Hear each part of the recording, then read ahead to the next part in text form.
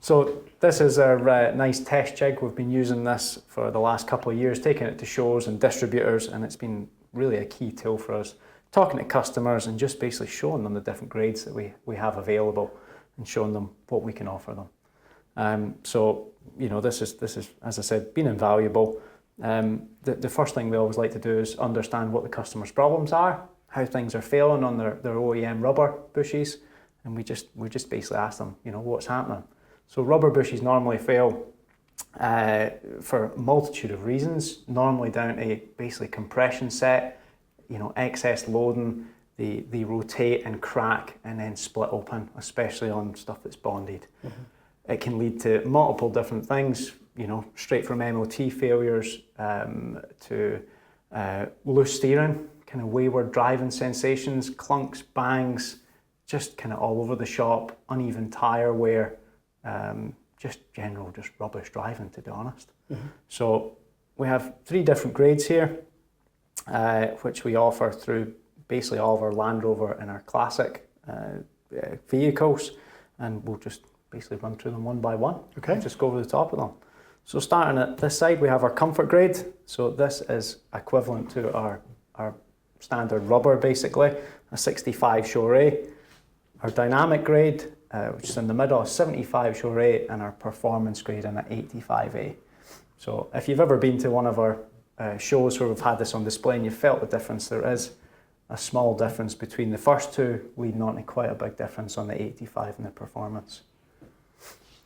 So let's have a look at this. What's the difference in this? So this is our 65, and just holding it there, it is really quite flexible. Obviously this is just a small sample test piece, but going up, the difference, doing the exact same thing, you notice it's quite a difference there. It's a massive difference when it comes to it. So this one in the middle. So this one is basically in the middle of the two. So there's still a bit of flex in there, but it's just that little bit.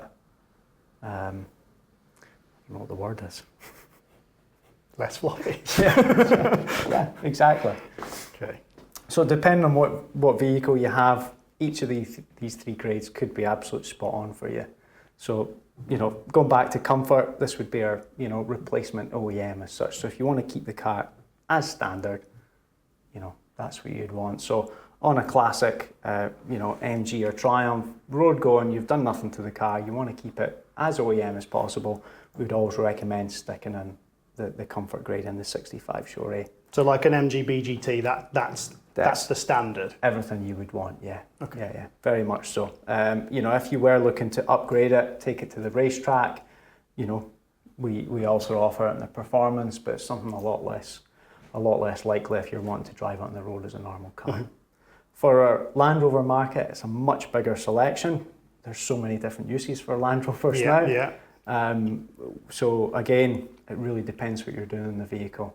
So we recommend, again, for just normal, nothing's been changed in the vehicle, everyday driving, when it comes to if you want full articulation on the suspension, full travel up and down, we would say stick with the comfort again. Mm-hmm. So like green laning, that's going to allow laning, that axle to... Yeah, full movement without any actual something trying to draw it back up again. So the harder you go, obviously, the more weight and force it takes to then move that axle down, which in turn obviously keeps better alignment within your car. So anything where you're driving the car faster, you've upgraded the engine, and so on and so forth, and you want that car to track better, you want it to hold its shape under acceleration and braking, it's better to go to the higher end of the scale. Mm-hmm. If you're, say, towing heavy weights as well, keeping everything in alignment is really quite critical. So on the 85 material, the performance resists deflection, movement in the axles and everything, and that's what keeps it all in alignment.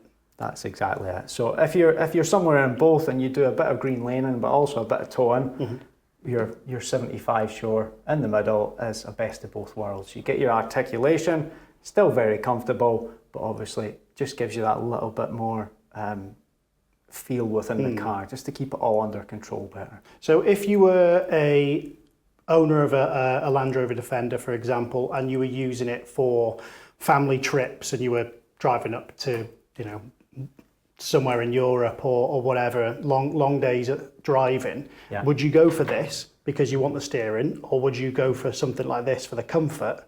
Or if it was or me where? personally, I would go right in the centre. Yeah. It seems like an all-rounder thing, Yeah. especially.